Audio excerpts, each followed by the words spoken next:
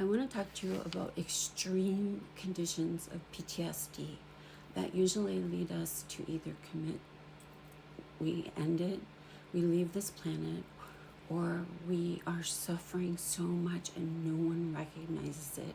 So what happened to me is, as a child, I was a child sex slave for 3 years, raped, tortured, abused every single day for 3 years by the same man. His name is Paul Bell. I have an open SVU case in Maryland because they have no statute of limitations. And I have the oldest case, the SVU case in Maryland, against this pedophile. Once a pedophile, always a pedophile. His name is Paul Bell, and he lives in Catonsville, Maryland. That's not the point of the story. The point of the story is that I actually reached out. I stopped talking. I stopped thinking about it for 36 years. It took me 36 years to process it and to know that I was a child, process all of the heinous crimes that he did to my body, mind, and soul. And it took me 36 years, and I wrote about it on LinkedIn. Of course, they kicked me off because I was telling the truth. And I met up with Mo Greenberg. He flew me to Maryland, and he opened the oldest SVU case. At the same time, my other life, where I should have called in for support and love, and my ex-husband should have helped me. And I mean, he was my husband at the time, but he's a Trump man, and he violated and raped me at night while I was on Ambien. So he did that for a decade of our marriage. And so you got to think about this. For somebody who held her shit together, I was a trauma therapist, a mother of 3, a rape crisis counselor, a psychology professor. I mean, like, literally a brilliant brain.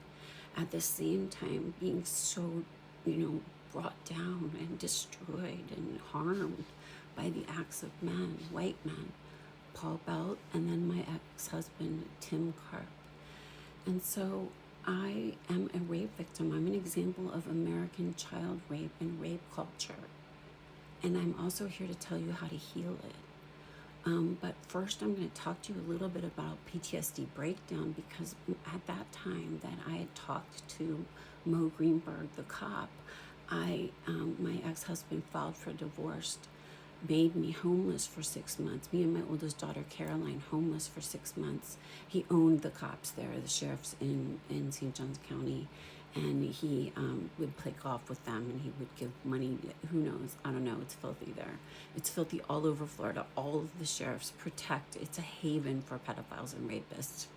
That's the truth. I live near Palm Beach County now, and it is 64 billionaires live there, and they're all pedos and rapists. But anyway, back to my PTSD breakdown. So I talked about the crimes that I've held in for 36 years. I am starting to realize that my husband is also raping me at night, just like Giselle Pellico. So I'm both Virginia Giuffre and Giselle Pellico.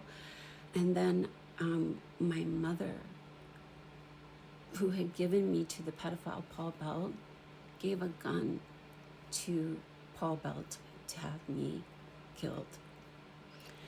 And so what happened is I put all my clothes, my weed, my medicinal cannabis, my cashmere sweaters into I was leaving. I was going to England in order to get away from being tortured and harmed and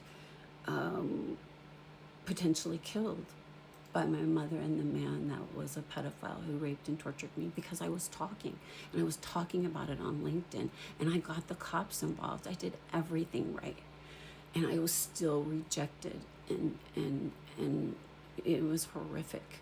So when you speak, believe me, it takes guts, it takes balls, it takes everything in the world, because what happens is, if your mother let it happen to you to begin with, she's gonna do it again, and she's a horrific person. And if the men that did it hated you so much and wanted to oppress and own you so much, what is the difference between torturing you for 3 years and then snuffing you out? I beg you to join me. I have a book called Making Darkness Visible and a film called Making Darkness Visible. It talks about these crimes, but it also talks about ending American child rape and how we heal from it. I have, as a trauma therapist, I put everything in there, all the good stuff. And as a near-death experience person, I put all of the mystical and the spiritual stuff. And as somebody who's obsessed with neuroscience, I put all of the how to rewire your brain stuff in there. Making Darkness Visible. Start to support me now, see me now, so that this book can have a global impact and we can heal billions of souls. But just remember, we do break down. There's only so much we can carry. And I know there are millions of women like me. I see you. I love you. And I send scalar waves of grace and healing to your heart as you navigate